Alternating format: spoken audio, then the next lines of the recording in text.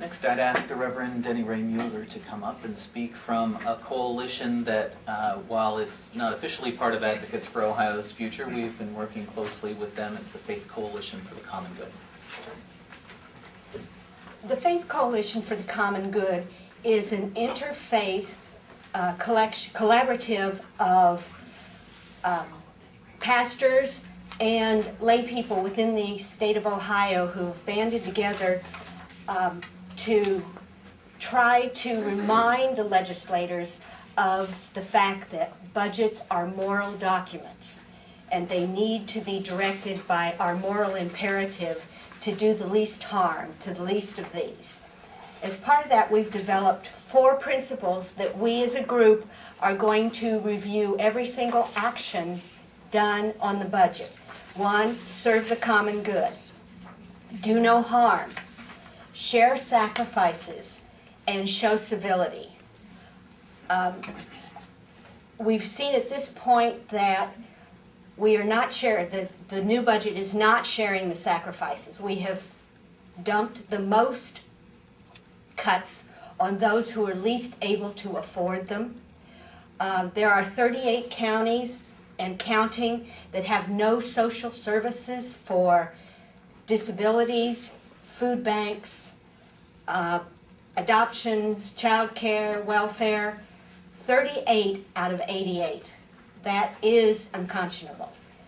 And so what we're doing is reviewing each one of these bills as they come through and these items in the budget and mobilizing people within the churches and the synagogues and the mosques to call their representatives when there are blatant cuts that will hurt the least of these. And we have come up with a statement that we use, that we encourage our legislature to consider their moral obligation to create a just society through a budget that does not discontinue or sharply curtail those programs that provide protection for the most vulnerable. And as projected, if we do have additional income revenue, then we are going to push them to put the services back to the most vulnerable.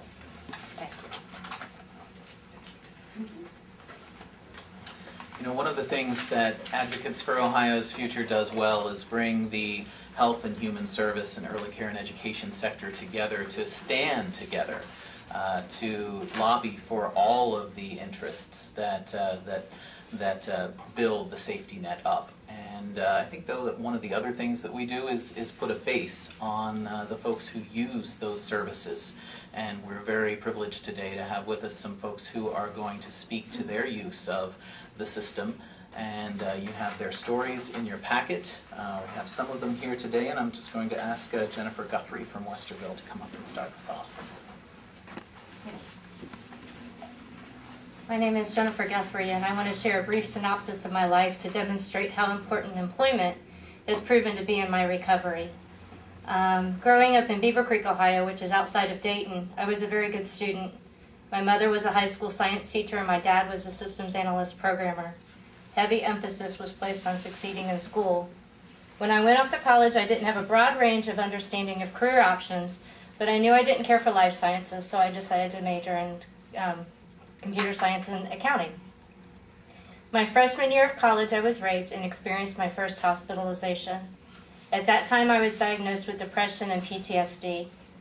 I went to a psychiatrist and was on medications for a while, but because I didn't have a car and getting to a psychiatrist visit was hard, I stopped treatment. I went on to finish college and graduated with a double major in accounting and computer science. I lived in Cincinnati, Nashville, Pittsburgh, and then moved back to Nashville. After returning to Nashville, my mental illness really took off.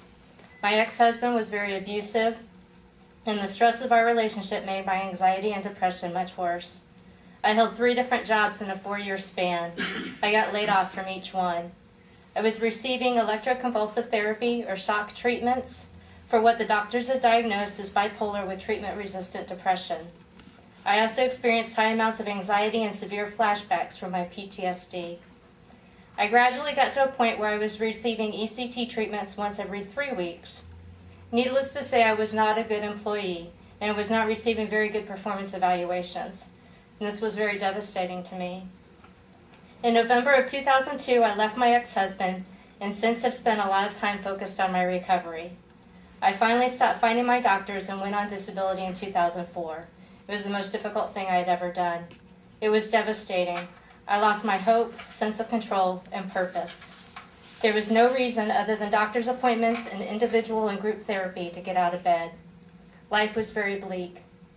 Through all of this, I had a counselor who repeatedly told me that he knew one day I would work again. He admitted I needed to be off work at the time, but that he could definitely see work in my future. His hope and treatment have been a key in my recovery. During this time, I participated in several treatments at the Community Behavioral Health Center in Greene County that saved my life. In October of 2006, I decided I wanted to try to go back to work and got a seasonal job at Walmart, working in ladies' apparel.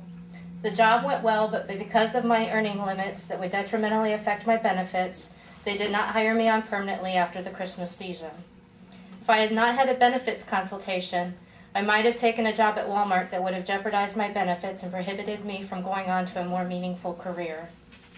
However, returning to work had been a great experience. I had not gotten to know my coworkers well and never disclosed to them that I had a mental illness, but it was incredible to be able to talk to people about things other than mental illness. At the same time I returned to work, I decided I wanted to pursue my master's. I wasn't sure what I wanted to get my degree in, so I contacted the University of Phoenix and started an MBA in Healthcare Administration.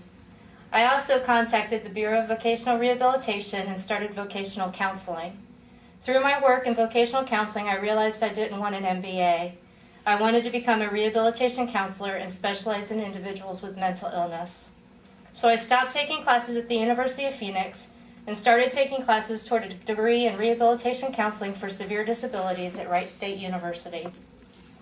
I passed the Certified Rehabilitation Counselor exam last March and finished with my coursework and internship last August. Another aspect of recovery is a sense of control. When I first left my ex-husband and went on disability, I felt like I had lost all control over my life. I was living with my parents and had no idea who I was. Whenever you meet a new person, one of the first things you ask is, "So what do you do?" I had no answer for this question. What was I supposed to say? I go to doctor's appointments and watch TV? In 2005, I started volunteering for the National Alliance on Mental Illness, or NAMI. I started by attending the educational programs, but I now serve as treasurer on NAMI Ohio's board.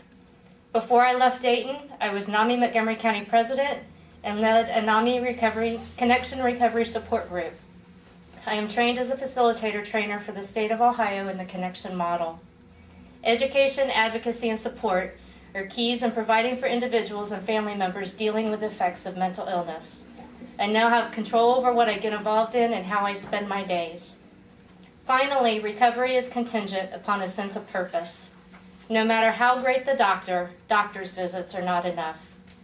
In February of 2007, I started working at C.J. Banks, and I worked there until I started working at COVA, the Center of Vocational Alternatives here in Columbus, at the end of November. I now work at COVA helping other individuals with mental illness either enter the workforce or return to the workforce. Going back to work and school gave me a reason to get up in the morning and go to bed at night. I'd like to close with a quote from H. Jackson Brown Jr., and it is, "Never deprive someone of hope. It might be all they have." Thank you. Thank you, Jennifer. Next, we have Jamie Wooley to speak about long-term care.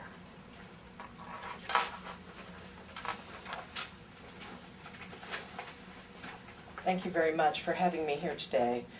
I want to talk to you about my mother. She's 91 and a very determined person. She's been through a lot, and most recently in nursing homes after a short stay in the hospital. She went to a rehab nursing home area, was there 2 days, and ended up being squatted to the hospital with a 4-inch tear in her esophagus. This was traumatic, but she survived. because she's a strong person. And since that time, in the recent time, she has been in 3 different nursing homes. And I, as her caregiver, I need to work. I have a family. I have children, I have grandchildren, and there's 4 generations now. And because of Passport and the services they've given my family, my mother was able to be at home when my granddaughter was born, when her great-granddaughter was born. And she came home and was able to hold her and watch her grow. The great-granddaughter is now 2.5. And the only reason this could have happened is because of the support that we received through Passport.